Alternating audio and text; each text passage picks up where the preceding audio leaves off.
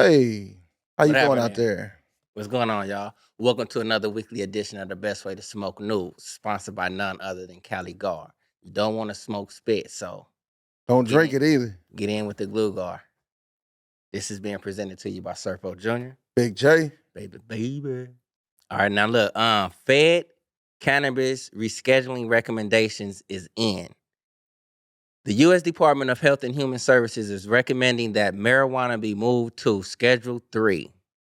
Now it is up to the Drug Enforcement Administration to determine whether to accept the suggestion to reschedule cannabis out of the most restrictive federal category.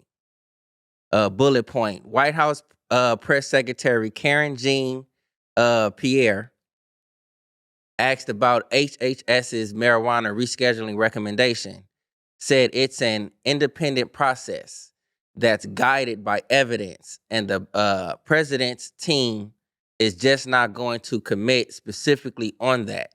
Now, if they going by the evidence, it's like it's a whole lot of research out there showing the medical benefits of it, Mm-hmm. way more than what the recreation is. Facts. Health and Human Services Secretary Xavier Becerra Mm-hmm. confirmed the big federal marijuana rescheduling news in a tweet posted at precisely 4:20 p.m.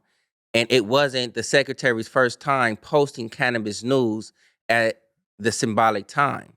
Members of Congress and governor and advocates have mixed reactions to the news that HHS is recommending marijuana be moved to Schedule 3. The Colombian Chamber and Representatives First Committee approved a new marijuana legalization bill, the first of 8 votes needed to enact it after a prior version stalled at the final stage on the Senate floor last season. So, man, get up to the date on it. If you want to vote on it, you know what I'm saying, help petition and move it from 1 to 3, get with it. Man, facts. Moving on. Arizona marijuana business sues over unlawful license transfer as state social equity programs come under scrutiny.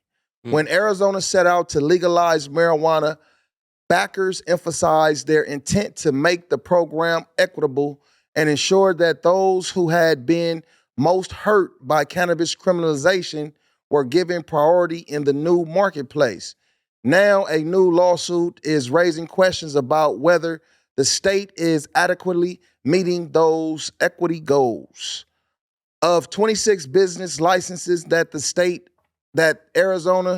Arizona Department of Health Services awarded last year to social equity applicants, nearly all are now owned by other companies or controlled by larger corporate ownership groups. That's crazy. Mm. According to, and that's the plot. That's the fucking plot. To local news reports in a newly filed suit in Maricopa County Superior Court on equity license winners. One equity license winner says she was pushed to sign a business agreement that would have stripped her of control and siphoned away profits. To apply for a cannabis business license as a social equity owner under Arizona law, a person must meet certain requirements related to income, geographic location, and personal history with marijuana enforcement. An applicant must own a majority stake of at least 51% in the business. A lottery held last year saw 1,301 equity applicants submitted for the 26 available license. 11 of the winning companies are now owned by previously established Arizona company corporations.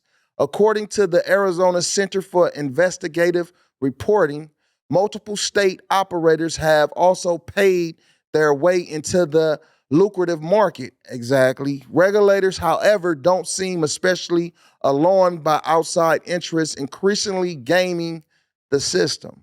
That's because they probably gaming the fucking system too. Mm. Man, moving on.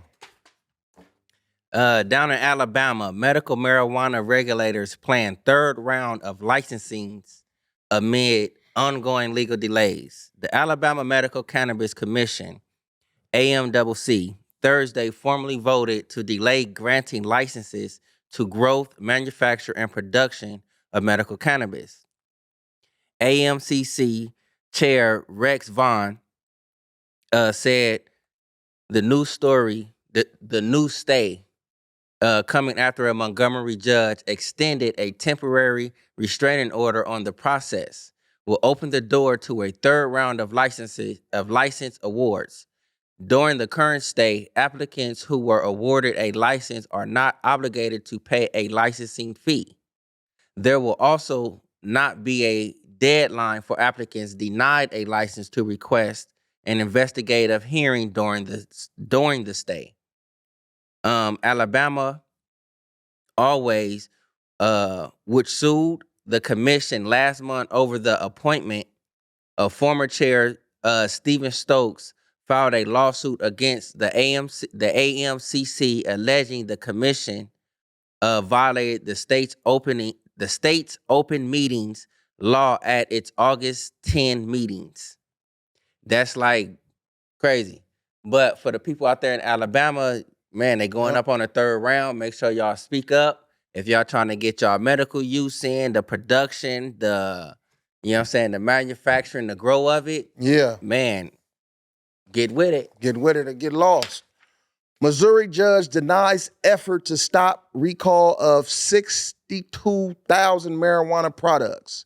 A Missouri judge denied on Wednesday a marijuana company's effort to stop the recall of 62,000 products containing the company's THC concentrate that the state deemed a potential threat to health and safety.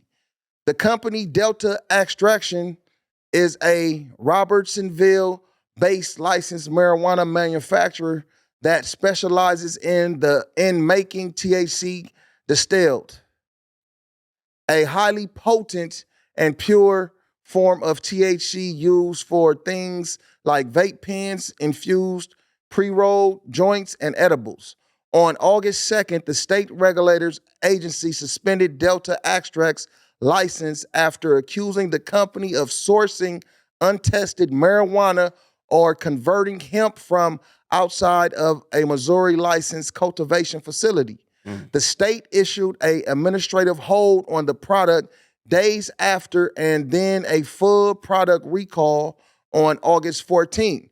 Delta Extraction urged in its August 16th motion for a temporary restraining order that the state actions were an unlawful campaign to destroy Delta businesses through arbitrary, unjustified, and unexplained administrative action targeting Delta's product. Cole County Circuit Judge Cotton Walker ruled Wednesday that the company did not have grounds to challenge the recall because it has not executed the administrative appeal process. But hey, look, real quick, who named their kid Cotton though? But anyway, man, that's hey, Missourians. Ooh, y'all can't get that product, man. Cotton. Hawaii Psychedelic Task Force holds first meeting as experts plan for legalization. A Hawaii Psychedelics Task Force that was recently established under the governor's office has held its first meeting as experts work to prepare the state to potentially allow regulated access to novel therapies like psilocybin and MDMA. The Office of Wellness and Resilience said that the Breakthrough Therapies Task Force comprised of lawmakers, health professionals, law enforcement, and drug policy reform advocates met on Tuesday to assist the state in expanding therapeutic access to psychedelics that are pending approval by the Federal Food and Drug Administration. Legislators have advanced bills and resolutions to encourage investigations into psychedelic therapy in recent sessions, but the legislation was not ultimately enacted. Nonetheless, the Office of Wellness and Resilience said last month that it was moving ahead and establishing the task force away with plans to hold listening sessions as they create a final report with findings and recommendations that is expected to be completed by the year's end. Mm.